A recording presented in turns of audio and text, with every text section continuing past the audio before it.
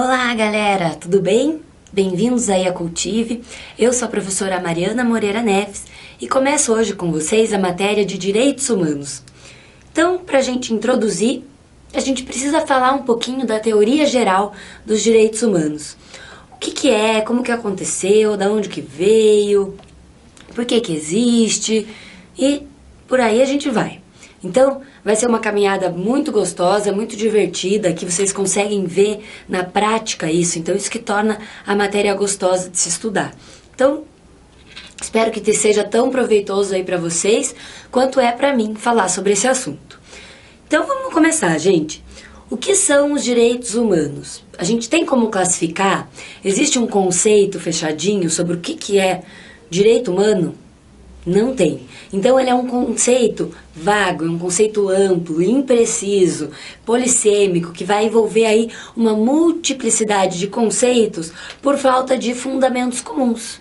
Como assim, professora, por falta de fundamentos comuns? Porque, gente, os direitos humanos, eles envolvem aí o mundo no modo geral. Então a gente não pode falar direitos humanos só no Brasil ou direitos humanos só na Argentina. A gente fala disso no âmbito internacional. Por isso que não tem como classificá-lo exatamente do modo para explicar para vocês, olha, tal autor diz que é isso e acabou. Não, a gente tem que sempre ter na mente que é o que vai ser para todos os países da forma mais próxima possível, mas vai ter algumas diferenças aí no meio do caminho, porque a gente sabe que a diferença cultural é muito grande. Então, o que eu posso falar para vocês, resumindo de uma maneira aqui um pouco grosseira? Que os direitos humanos, eles são a somatória de valores, de atos e de normas que possibilitam uma vida digna. Essa palavrinha é a chave da matéria toda.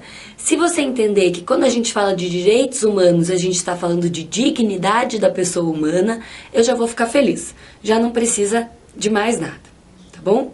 Então, vamos se aprofundar aí um pouquinho. Eu quero que vocês lembrem também aqui, ó, quando a gente fala de direitos humanos, eu quero que venha na cabeça de vocês a imagem de uma pessoa. E aí eu quero que você dê um Google aí no seu computador para pegar a imagem dessa pessoa e ter na sua cabecinha. Falou direitos humanos, lembrou de Napoleão Bonaparte. Isso aí, Napoleão, lá na Revolução Francesa, é bem esse cara que eu quero que vocês lembrem. E aí eu quero que vocês lembrem da famosa frase do Napoleão Bonaparte, que é liberdade, igualdade e fraternidade. Você matando isso, ó, saber que direitos humanos envolve dignidade, o Napoleão, liberdade, igualdade, fraternidade, você já está à frente aí de várias pessoas que não estudaram essa matéria para sua prova, né? Então, quem são os titulares dos direitos humanos, gente? O próprio nome diz, fica fácil da gente saber, são as pessoas humanas. Então, pela qualidade de ser humano, já basta para você ser titular aí desses direitos. Precisa ser cidadão, ter toda aquela história que a gente sabe que às vezes envolve aí para a pessoa ser o titular do direito? Não precisa. Você é humano, você tem direitos humanos.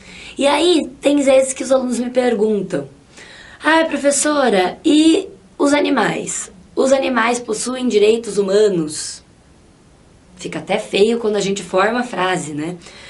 Gente, não dá pra gente falar que tem o direito dos animais ali envolvendo os direitos humanos, porque eles não são humanos. Mas isso não quer dizer que eles não tenham dignidade. Mas não é o que a nossa matéria traz aqui. Então, aqui a gente só fala de pessoas. Não fala de animais, não fala de planta, não fala de outra coisa. Só de humanos.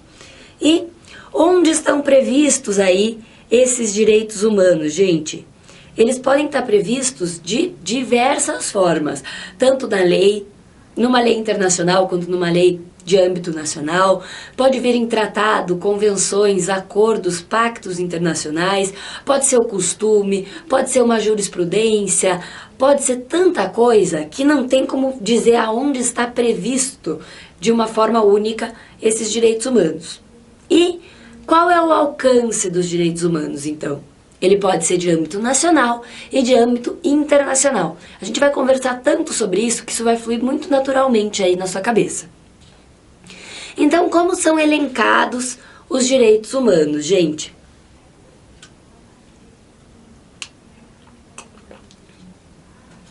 A gente não pode dizer que eles são divididos, ok? Eles são elencados. Por que eles não podem ser divididos?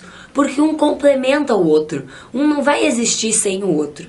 Então, eles têm essa unicidade. E a gente precisa entender que eles são elencados e a gente não pode falar que eles são divididos em direitos civis, políticos, econômicos, enfim. Eles são elencados assim, então.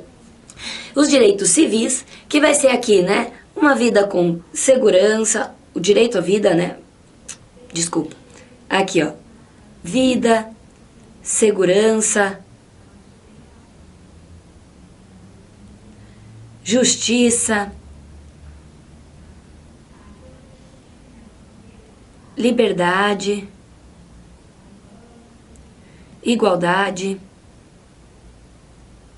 Tudo isso vai estar envolvido aqui nos nossos direitos civis. A gente vai falar sobre cada um deles de modo separado com o decorrer aí das nossas aulas, mas por enquanto eu quero que fique gravadinho isso na cabeça de vocês.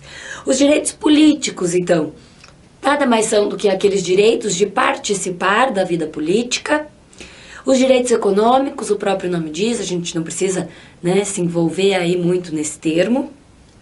E os direitos sociais, gente. Vou escrever aqui para vocês anotem no caderno junto comigo. Os direitos sociais, então, vai envolver a educação, a saúde, o trabalho, o bem-estar, vou dizer assim, ó, bem-estar e um ambiente saudável. Ambiente saudável. É tudo aquilo que a pessoa precisa para viver com dignidade. Adianta só estar vivo? Adianta só ter liberdade? Se você não tem onde morar, se você não tem acesso à educação, se você não tem saneamento básico, se você não tem assistência à saúde. Não. Para você ter uma vida digna, você vai envolver aí vários elementos que vão tornar a sua vida de modo digno, de um modo que você viva de bem-estar aqui, né? Um modo bom de viver, uma qualidade boa de vida. E também aí os nossos direitos culturais, que vai envolver aqui também, né, o direito à educação, o acesso à cultura e por aí vai, lazer, enfim. Então, vamos falar um pouquinho aqui, agora que a gente já sabe quais são os direitos humanos, da onde eles vieram ali, né? Se eles são elencados ou se eles são divididos, que a gente já sabe a forma de aplicação deles. Enfim, vamos falar aqui um pouquinho das fontes dos direitos humanos. Então, o que eu quero que vocês pensem? Os direitos humanos, eles não nasceram de uma vez só e nem de uma vez por todas. Por quê, gente? Porque os direitos humanos, eles são uma luta constante. A gente precisa sempre estar batalhando por eles. E por mais que a gente tenha hoje alguns direitos de maneira formal, a gente sabe que na prática, às vezes, eles não são realizados assim. E também que eles não são suficientes ainda. Que ainda podem vir outros para garantir uma vida digna aí a essas pessoas. Então, eles não são de uma vez por todas aí, né? A gente sabe que pode vir a todo momento a gente mudar esse conceito. Então, como que começou essa história toda, gente? Com a filosofia, quando a gente teve aí pessoas que começaram a pensar, puxa, por que é assim? Por que se faz desse jeito? Por que se trata aquela pessoa desse jeito? Por que não se trata a outra pessoa de tal modo? E aí a filosofia veio para questionar o modo de viver das outras pessoas em sociedade. E, por exemplo, então, aqui, ó, a gente tem também o cristianismo como uma fonte aí dos direitos humanos. E o cristianismo, ele vai dizer o que para nós? Que todos somos iguais perante Deus. Então, todos somos filhos de Deus. Mas isso daí era só na prática, se a gente parar... Desculpa, era só na teoria, se a gente parar para pensar. Por quê? Porque na prática, a gente sabe que existia aí a superioridade do homem sobre a mulher, antigamente. A gente sabe que existia um trabalho escravo, que existiam pessoas feitas de escravo, existia escravidão. Então, como somos todos iguais, somos todos filhos de Deus, somos todos irmãos, se na prática todo mundo é tratado diferente? Onde estava a igualdade verdadeiramente aí? Não existia. Então, tudo aqui, a gente tem que olhar tanto o lado teórico quanto o lado prático dessas fontes. E aí tem o iluminismo também, como fonte dos direitos humanos. Por quê? Porque ele colocou o homem no centro de tudo, o homem como o centro da ciência. Exaltou essa qualidade aí de humano. Começou-se a estudar mais o homem. E aí a gente diz também que o iluminismo foi uma das fontes dos direitos humanos. Mas o marco principal aí, para a gente começar realmente a falar de direitos, de dignidade, de uns direitos assim mais aprofundados, a gente tem a Revolução Francesa, que eu acabei de falar com vocês aqui, eu não ouvi. Como é o nome do cara que eu quero que vocês gravem, gente? Napoleão Bonaparte. Revolução Francesa, e aí às vezes aparece o número, né, nessa prova aí do ano da Revolução Francesa. É muito fácil, olha só, é 1789. 1789. Então, é a data mais fácil aí para você lembrar, o ano mais tranquilo de lembrar. Então, falou de Revolução Francesa, eu quero que você lembre do Napoleão Bonaparte, 1789, que foi o ano, e a Revolução Francesa, ela trouxe para nós várias ideias aí do que é ser uma pessoa livre, do que é ter solidariedade entre as pessoas, essa fraternidade, um ajudar o outro, que a gente não pode fazer as coisas simplesmente pensando em si, que a gente tem que pensar na vida em comunidade, a igualdade, que todo mundo deveria ser tratado igual, porque ninguém é melhor do que ninguém. Então, todo mundo tinha que ser livre, todo mundo tinha que ser igual e todo mundo tinha que agir de modo fraterno, solidário aí entre as pessoas, nas comunidades. E então todas essas ideias começaram a fervilhar aí com a Revolução Francesa. E aí, na Revolução Francesa, a gente teve aí a Declaração dos Direitos, né, do Napoleão Bonaparte, que a gente já vai falar um pouquinho aqui dela. E é isso que eu quero que vocês tenham em mente, que das fontes do direito, a mais importante ali, que foi, vamos dizer assim, a forma que começou mesmo a se falar disso de um modo mais aprofundado, foi a Revolução Francesa.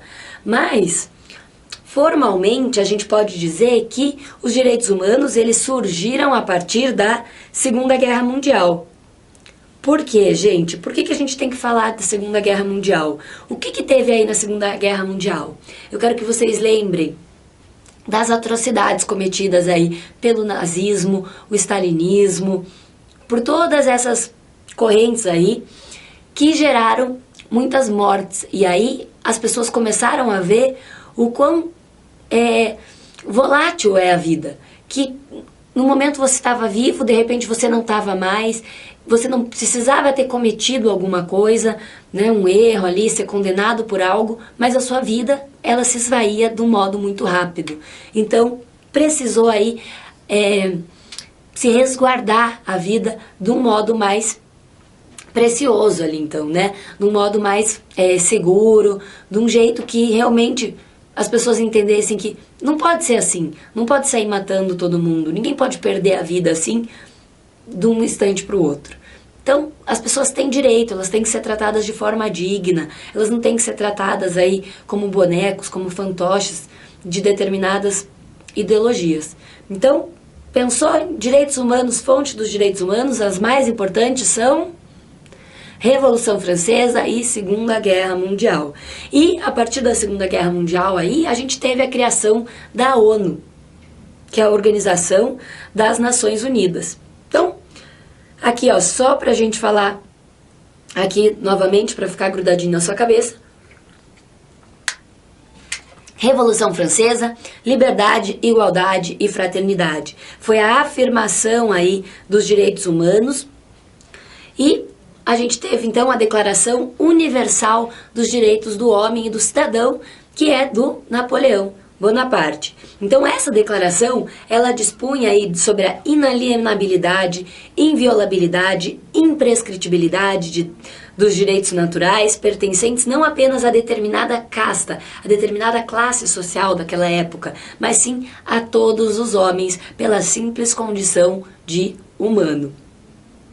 E a Segunda Guerra Mundial, então, como eu falei, é onde surgiu formalmente os direitos humanos devido às vidas sacrificadas aí. Principalmente, então, ó, pelo nazismo, o fascismo, o stalinismo, a bomba de Hiroshima e Nagasaki, se percebeu que a humanidade estava em risco. E aí precisava se proteger a vida de um modo digno, proteger a vida por causa da sua inerente dignidade. E a ONU, então, ela foi criada depois da Segunda Guerra Mundial, em 1945, com o objetivo de garantir a paz mundial e também diminuir a desigualdade entre os povos. Em 1948, a gente tem a Declaração Universal dos Direitos Humanos, que não é a mesma lá do Napoleão, olha só. Declaração Universal dos Direitos do Homem e do Cidadão, que é a do Napoleão, que é de 1789, ok? E a da ONU já vai ser de 1948, veja que é um passado não tão distante assim, e aí é a Declaração Universal dos Direitos Humanos. Os dois nomes são bem parecidos, então não se deixe enganar aí na hora da sua prova, faz essa anotação no seu caderno. E aí essa declaração, se vocês tiverem tempo de dar uma olhada, baixa aí no Google, é bem tranquila a leitura, não são muitos artigos e vocês vão ter uma visão aí, né, dos direitos humanos um pouco maior, vai abrir os horizontes de vocês, é bem tranquilo de ler. E o artigo 1º dessa declaração, ele vai falar para nós o seguinte, que o fundamento dos direitos humanos, ele está na dignidade humana e que ela é o preceito matriz de todo o sistema global. Então, não importa onde você falar sobre direitos humanos, a raiz desses direitos é a dignidade humana. E o que é dignidade humana? Alguém consegue trazer para mim um conceito fechadinho do que é a dignidade humana? Existem autores, gente, que falam que é mais fácil falar o que não é dignidade do que explicar exatamente o que é digno. Então, a gente sabe muito bem, na prática, o que não é digno. A gente sabe que não é digno uma pessoa trabalhar sobre condições de escravo. A gente sabe que não é digno você ter preconceito da outra pessoa porque ela é diferente de você, seja na aparência física, seja pela cor, pela religião, pela ideologia. Não importa, não pode haver preconceito, porque você tira da pessoa a dignidade dela. Então, você sabe que tratar as pessoas de modo desigual, tirar a liberdade da pessoa, todas essas coisas são fatores aí que a gente fala que a gente não consegue encontrar dignidade dentro deles. Então, a gente sabe muito bem o que não é digno. Mas para a gente dizer o que é digno, não existe um conceito, assim como não existe um conceito fechadinho do que é os direitos humanos. E aí, o que eu posso trazer para vocês para elucidar um pouquinho sobre dignidade? Vai ser então o mínimo para a sobrevivência, tanto do ponto de vista social quanto do ponto de vista jurídico. E aí a gente vai tratar de direitos individuais e de direitos coletivos, porque a pessoa não existe só ela, não adianta só ela ter direitos enquanto pessoa única, ela tem que ter direitos enquanto ela está envolvida dentro de um contexto social, dentro de uma comunidade. E aí é por isso que a gente fala aqui, ó, de direitos individuais e direitos coletivos. A gente também vai falar desses direitos mais aprofundado aí no decorrer das aulas. Hoje a gente fala só da teoria geral, então a gente guarda aí um pouquinho a curiosidade para se esclarecer ao longo das aulas. E aí existem algumas teorias que vão fundamentar os direitos humanos. A gente começa pela justnaturalista. A justnaturalista, eu quero que vocês lembrem aqui, ó, natural. Natural, eu quero que vocês venham na cabeça aí um macete bem bobo. Lembra daquelas pessoas naturebas, daquelas pessoas paz e amor. É bem isso que eu quero que vocês imaginem, gente. Falou de justnaturalista, pensou lá no natureba. Por quê? Ele vai dizer o seguinte, a corrente justnaturalista, que o direito ele nasce junto com o homem. que é algo superior, é algo universal, é como se Deus tivesse dado o direito, né, os direitos humanos aí para o homem logo que ele nasceu. Vem junto, não tem como separar. E vem porque é algo superior, é algo universal. Não existe, vamos dizer aqui, alguém que criou a lei para falar, né, dos direitos humanos, aqui para os justnaturalistas. O direito nasce com a pessoa. Não é alguém que criou esse direito e deu para a pessoa. Ele nasceu junto com essa pessoa. Por isso que eu tô falando que eles são aqui, ó, os nossos naturebas. E aí a gente tem aqui na corrente justnaturalista o indivíduo como centro dos direitos humanos. Não importa o tempo ou o local aonde essa pessoa esteja, ela sempre vai ter esses direitos garantidos. E o direito não vai ser algo então criado por uma pessoa, por um legislador, e não vai ser a norma que vai declarar o que é justo e o que é injusto. O foco do justnaturalismo, então, é a dignidade da pessoa humana também. E os defensores aí, quais são os doutrinadores, né, que falam aí sobre essa corrente, que defendem essa corrente? Vai ser então aqui o nosso Dalmo Dallari e o Fábio Conder Comparato. Obviamente que não são só esses, mas como esses são famosos aí, eu deixo aqui como sugestão de leitura para quem quiser se aprofundar. E a gente tem também a corrente positivista, que é uma teoria aí, né, que vai fundamentar os direitos humanos. Então a corrente positivista, ela já vai falar o seguinte: lembra essa coisa de o direito positivo? Que o direito positivo é aquele que está na lei? Exatamente isso, exatamente esse raciocínio que você está fazendo. O direito, né, positivo, então, o homem cria a norma, e a partir daquela norma é que se tem o direito. O direito nasce da norma, do papel ali. E, para o justnaturalista, o direito nasce com o homem. Olha a diferença, então. Então, o homem cria a norma. E os direitos fundamentais, então, os direitos humanos se fundamentam na ordem normativa. Só existe direito se ele tiver prescrito por uma norma de caráter coercitivo. Se não tem essa coerção, esse poder do Estado fazer cumprir a lei, não vai ser direitos humanos aqui para a corrente positivista. O tempo e o local desses direitos são mutáveis de acordo com a sociedade. E esses direitos positivistas aqui não são absolutos. Por quê, gente? Porque cada país, por exemplo, vai ter como certo e como errado uma determinada prática. E aí, para os positivistas, vai variar sim, de acordo com o local, por exemplo, porque cada local tem um ordenamento, tem uma lei que prescreve, tem um poder coercitivo diferente. E aí, cada lugar, e dependendo do tempo, vai mudar o tipo dos direitos aí. E o foco é a efetividade dos direitos humanos, porque uma vez que você tem esse poder coercitivo, você pode cobrar aquilo que está escrito. Então, a efetividade vai ser o foco da corrente positivista. E os defensores dessa corrente aqui, então, são Hans Kelsen e Norberto Bobbio. E aí a gente tem correntes de interpretação.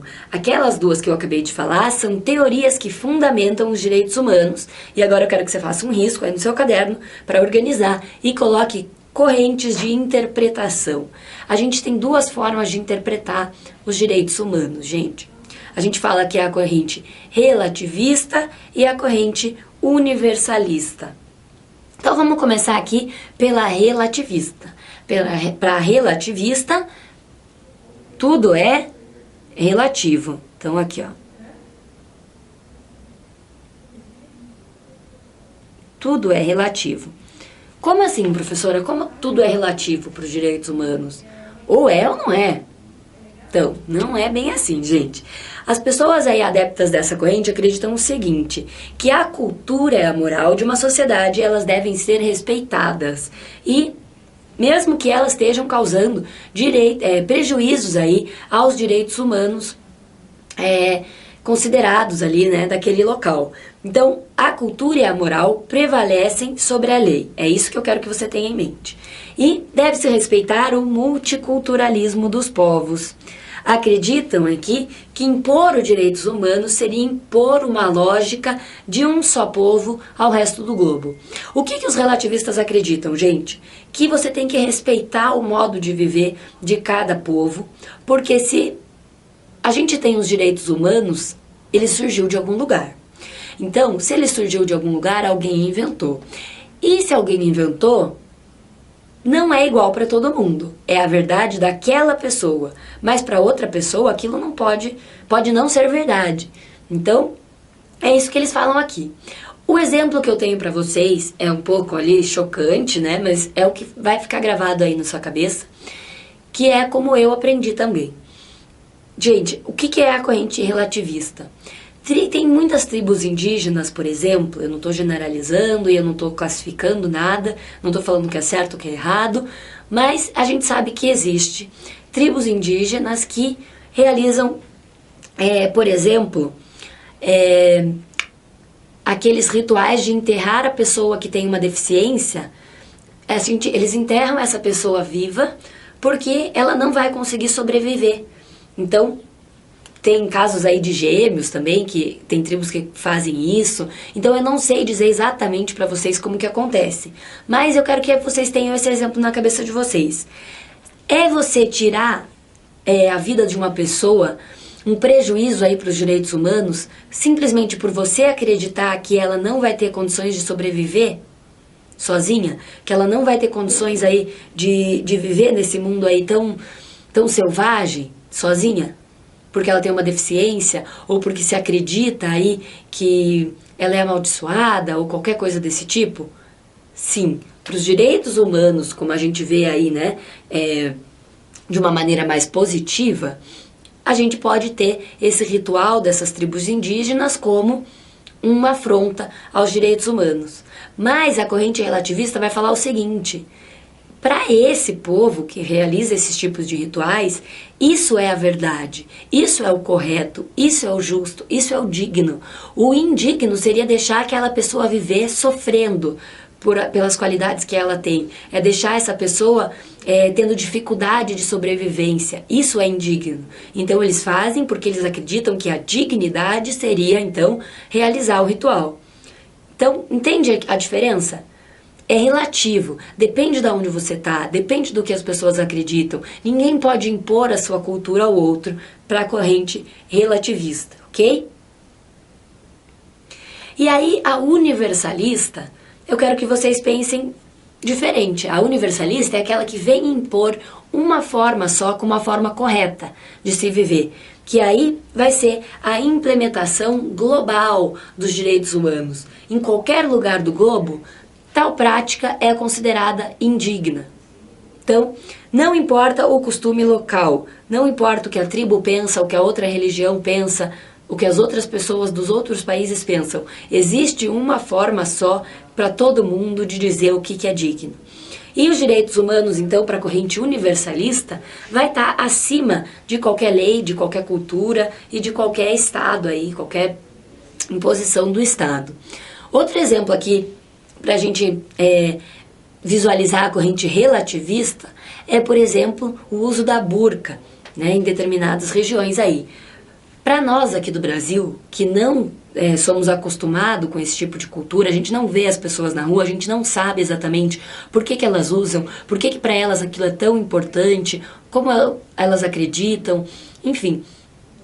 Isso pode ser uma afronta para outras pessoas, ver uma moça com uma burca na rua, porque está sendo retirado o direito dela, né, de liberdade, de tudo, né? Quando a gente vê, a gente sabe que choca as pessoas que não estão acostumadas. Mas para aquela religião, para aquele determinado local, para aquele determinado povo, aquilo é normal, aquilo é natural, aquilo é o certo.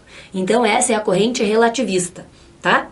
E a universalista vai dizer que não, que é um absurdo os rituais indígenas, que é um absurdo a mulher usar burca, que você está tirando a liberdade dela, que você está tirando o direito à vida, o direito à igualdade, todas essas coisas. Então a corrente relativista vai dizer o seguinte: calma aí, tem que respeitar o que cada povo pensa. E a universalista vai dizer: não, os direitos humanos são esses e acabou, todo mundo tem que seguir. E aí tem algumas expressões dos direitos humanos que eu preciso que vocês saibam, para não confundir no dia da prova, tá? Então, quando falar direitos do homem, não é a mesma coisa que direitos humanos, não é a mesma coisa que direitos humanitários, tá? Então, direitos do homem, anota no seu caderno. Os direitos do homem são aqueles que nascem com o homem. É lá daquela teoria jusnaturalista que eu falei para vocês. Então, são os direitos naturais. É inerente à natureza humana ter esses direitos humanos. Não precisam ser codificados para serem válidos, para serem respeitados. E eles independem de local e de época. Esses são os direitos do homem. E aí, os direitos humanos, como não tem um conceito, né, fechadinho para vocês, vão ser aí, a grosso modo, os direitos e as garantias inscritas em tratados e convenções internacionais. E aí você me pergunta, qual é a diferença de tratado e de convenção? Eu não acredito que vai ser objeto da sua prova, porque é um assunto aí muito profundo. Mas não vou deixar você na curiosidade, não vou deixar você aí na ignorância de não saber a diferença um do outro. Por mais básico que seja, pode ser, a gente pode falar dessa maneira, a gente pode trazer isso para vocês no modo mais simplificado, tá? Então, tratado vai ser uma expressão genérica aí, eleita pela Convenção de Viena de 1969 para designar todo acordo internacional, bilateral ou multilateral que tem aí de especial o relevo político. Isso aí vai ser um tratado. E a convenção, por sua vez, então, vão ser acordos multilaterais que visam estabelecer normas de direito internacional em temas de grande interesse mundial, não só o político, como os tratados aí de direitos humanos. Então, você não precisa saber exatamente o que é um e o que é o outro, mas são assim detalhes mínimos que mudam um do outro e às vezes na prática ou até mesmo na doutrina eles são confundidos, ok? Então não precisa se ater ali à diferença de tratado e convenção. E os direitos fundamentais, gente? Qual que é a diferença de direitos humanos para direitos fundamentais? Alguém sabe me responder? Então, é um pouquinho complicado porque existem muitas bancas aí de concurso que tentam fazer com que a pessoa erre isso, porque muita gente não sabe a diferença. E a diferença é muito simples. Direitos humanos são aí de ordem global. E os direitos fundamentais nada mais são do que os direitos humanos que foram inseridos em constituições dos estados. Então, direitos humanos, quando entrou no ordenamento jurídico de um estado, ele vira direito fundamental. Por quê? Porque ele vale naquele âmbito do estado. Então, direitos humanos, mundial. Direitos fundamentais, local, vamos colocar assim. Por quê? Porque ele tem que estar positivado dentro do ordenamento jurídico de um estado. Então, para nós aqui, os nossos direitos humanos, que viraram fundamentais, estão na Constituição Federal. Então, aqui no Brasil, a gente fala de direito fundamental. E quando a gente fala no âmbito mundial, a gente fala de direito humano. E são direitos e garantias, então, os direitos fundamentais, positivados na ordem jurídica de um país. E no Brasil, aonde que a gente encontra aí os direitos fundamentais? Na Constituição Federal. Mas onde exatamente, gente? Nas cláusulas pétreas aí do artigo 5º. E os direitos humanitários, gente? Direitos humanos não é a mesma coisa que direitos do homem, não é a mesma coisa que direitos humanitários, ok? Direitos humanitários, eu quero que você lembre de direito de guerra, que vai ser aquele direito que mesmo quando está acontecendo uma guerra entre os países, eles vão ter que ser respeitados, não vale tudo. Ninguém pode sair matando aí a torto e a direito, porque tem que ser observados princípios éticos mínimos, tá? Que é, por exemplo, não matar e não maltratar os feridos, né? Se a pessoa já está lá ferida, você não tem que ir lá matar por maldade, ali, por motivo torpe, né? A pessoa já está ferida. E também não se pode matar e maltratar os prisioneiros. não pode bombardear a população civil e também deve-se resgatar os náufragos. Então, essas aí são exemplos, na verdade, esses aí, de princípios éticos, né, do nosso direito humanitário. Como é que age na hora da guerra? Pode tudo? Não se respeita nada? Não se respeita a população civil que não tem nada a ver com o assunto? Não, tudo tem limite. E aí existe o direito humanitário, que é o direito da guerra. E a gente pode ter aí na sua prova, como direito humanitário, a instituição da Cruz Vermelha, que ela é uma ONG, que vai ficar ali dentro dos territórios onde está acontecendo guerra para cuidar das pessoas. É como se ela fosse um mini hospitalzinho. E dentro do âmbito ali da Cruz Vermelha não pode ter ataque. Não importa onde você estiver, enfim, se você está dentro do âmbito da Cruz Vermelha, não importa de onde, né, você veio, de que lado que você está da guerra, ali dentro você tem que estar seguro, você tem que estar protegido. Eu não vou falar aqui do direito dos refugiados, porque a gente vai ter aula específica para falar sobre isso e vai ficar mais claro, se eu falar agora vai só confundir vocês. Então vamos aí para as características dos direitos humanos.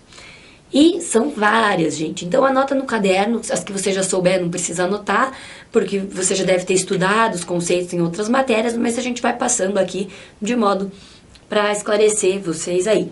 Então, um dos caráteres dos direitos humanos é a historicidade, porque ele tem um caráter histórico, ele é construído ao longo do tempo. Então a gente não pode falar que foi o Napoleão que criou os direitos humanos, por exemplo. Por quê? Porque ali foi apenas uma das lutas para se conquistar esses direitos. Mas essas lutas não acabam nunca, até porque a gente precisa ter isso consolidado na prática. Não só no âmbito formal, mas também no âmbito material. E a gente sabe que hoje, por mais bonito que seja a gente estudar os direitos humanos, na prática eles ainda não acontecem. Então, são lutas diárias aí que as pessoas realizam para que esses direitos sejam concretizados no mundo dos fatos. E aí, a gente pode dizer também aqui na historicidade que os direitos humanos eles foram surgindo de modo gradual, nem todos de uma vez e nem de uma vez por todas. A universalidade vai dizer o seguinte, que os direitos humanos eles alcançam todos os seres humanos, independente de nacionalidade, cor, classe social, religião, independente de onde essa pessoa more, né, que país que ela viva, ela é titular de direitos humanos. Então eles podem ser pleiteados em foro nacional ou no âmbito internacional também. E aí, por exemplo, aqui ó, no artigo 5º da Constituição Federal, vai dizer o seguinte, que o brasileiro, nato ou naturalizado, e os estrangeiros, residentes ou turistas que ainda, né, que ainda fora do território, mas ao alcance da norma brasileira. Eu não trouxe o artigo aí para vocês porque é grande, né? Então eu preciso colocar menor aí no slide. Mas o que quer dizer essa frase que eu trouxe para vocês que ficou um pouco truncada? Que não importa se é brasileiro, se é turista, se é naturalizado, se é estrangeiro residente, todo mundo tem direito humano aqui dentro do Brasil. E mesmo quando essa pessoa estiver sobre o alcance da norma brasileira, e aí a gente fala de direitos fundamentais, né, porque é a norma brasileira, fora do território nacional. Então, não importa, todo mundo tem que ser tratado com dignidade, porque ela é de âmbito universal. E aí tem a inexaurabilidade, que quer dizer que os direitos humanos não são esgotáveis, eles são inesgotáveis e eles podem ser ampliados. É aquilo que eu falei para vocês. Hoje a gente vê que a gente precisa de liberdade, de igualdade, mas daqui a alguns anos a gente pode precisar de outros direitos, como direito fundamental, como direito humano. Então, eles são inesgotáveis. A essencialidade, gente, eles são inerentes ao ser humano, pela condição de humano, e possuem por base aí o valor supremo da dignidade. Eles são essenciais, a pessoa não vive sem os direitos humanos, sem ter dignidade. E a efetividade? A efetividade quer dizer que o Estado precisa assegurar esses direitos humanos na prática, tem que fazer com que eles sejam eficazes, efetivados, possibilitando meios para que eles sejam de fato exercidos. E um exemplo aqui que eu trago para vocês são as políticas públicas. A imprescritibilidade vai dizer o seguinte, que os direitos humanos eles não se perdem ao longo do tempo, porque eles são imprescritíveis.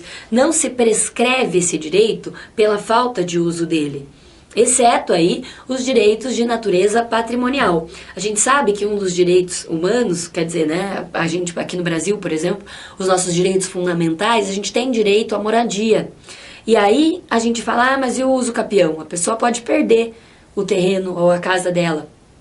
Ela pode perder por uso capião aí, mas é um direito de natureza patrimonial aí, então, o terreno ou a casa dessa pessoa. Então, quando for um direito de natureza patrimonial, a gente sabe que eles são, sim, prescritíveis. E aí, já enrolei a língua aqui para falar, gente. Vem aqui comigo. Inalienabilidade. Obrigada aí por me ajudarem e por não ficarem rindo da minha cara. A inalienabilidade vai dizer o seguinte, que não se pode vender, não se pode negociar, não se pode transferir esses direitos. Então, limita aí o princípio da autonomia privada. Por quê? Porque você não pode fazer tudo. Você não pode vender o teu direito à vida, o teu direito à saúde, o teu direito à igualdade. Não pode negociar esse tipo de direito. E aí, renunciabilidade, gente. Esses direitos não podem ser renunciados também. Então, é possível renunciar de maneira excepcional os direitos fundamentais, desde que não ofenda a dignidade da pessoa humana. Isso quem diz é o nosso STF, nosso Supremo Tribunal Federal. Então, gente, olha aqui. Qual que é o exemplo mais clássico aí de renunciabilidade de direitos fundamentais? Os reality shows, que você está vendendo a sua imagem, a sua intimidade, a sua privacidade, enfim. Quer dizer que você esteja vendendo, que você esteja renunciando? Mais ou menos. Por quê, gente? Porque a gente vai dizer que eles são renunciados de modo temporário, não é para sempre. Então é por isso que pode sim ser realizado aí em reality shows. E a gente sabe que tudo tem um limite, né? Nem toda as coisas das pessoas ali podem ser mostradas. Por exemplo, a gente sabe que quando eles vão no banheiro, a gente não tem acesso. Então, tem que pensar que esses direitos, por mais que eles sejam renunciados aí, vai ser de modo temporário, de modo flexível, não é renunciados todos de uma vez e nem para sempre. A inviolabilidade quer dizer que esses direitos não podem ser violados. Não pode ser violado. Por quê? Porque para nós aqui, ó, os direitos humanos estão inseridos na nossa Constituição, que é a base da nossa pirâmide do Kelsen lá, né? Então, se a gente tem a Constituição Federal como topo da pirâmide, quer dizer que tudo que tiver nela é mais importante do que tiver nas leis infraconstitucionais. Isso quer dizer que nenhuma lei infraconstitucional pode retirar o seu direito à vida, o seu direito à liberdade, o seu direito à igualdade, o seu direito à segurança, à educação, enfim. Nenhuma lei pode violar esses direitos, nem um ato administrativo também. Por quê? Porque a pena aí vai ser a responsabilização civil, penal ou administrativa, dependendo do caso. E a limitabilidade ou relatividade desses direitos humanos. Os direitos humanos, né, por mais lindos que eles sejam e etc., eles não são absolutos. E o que a gente quer dizer com isso? Um direito pode limitar o outro. Por exemplo, aqui eu trago, né, as testemunhas de Jeová. Então, nem sempre o direito X ele vai ser mais importante que o direito Y. Quando a gente pensa aqui, ó, o direito à vida é mais importante que o direito à religião, porque sem a vida não tem religião. É sempre isso? É sempre assim? A gente sempre vai poder dizer isso? Não, porque um direito vai limitar o outro, um direito vai relativizar o outro. Então, dependendo do caso, não é sempre que o direito à vida vai ser maior do que o direito à religião. Pode ter casos que vai ser o contrário. Por exemplo, hoje a gente já sabe que existem várias jurisprudências aí que falam o seguinte, várias decisões, né, desculpa, várias decisões que falam o seguinte: se a pessoa é maior de idade, é capaz, e ela escolhe por não receber um tratamento, por exemplo, né, não fazer transfusão de sangue, em razão da religião dela, essa vontade tem que ser respeitada, e aí o direito à religião vai sobrepor o direito à vida. Mas se a gente falar de uma criança que ainda não tem capacidade, que ela não tem o discernimento para escolher se ela vai ser ou não testemunha de Jeová, por exemplo, o direito à vida vai se sobrepor ao direito de religião, porque essa pessoa não é capaz. Então ela precisa escolher por ela. Então vejam como é relativo quando que um direito vai se sobrepor ao outro. Então, a gente sabe também que um direito vai servir para limitar o outro. Então, por exemplo, quando a vida se sobrepor à religião, a vida vai estar limitando o direito de religião. Então, isso que quer dizer a limitabilidade e relatividade dos direitos humanos. A complementariedade, gente.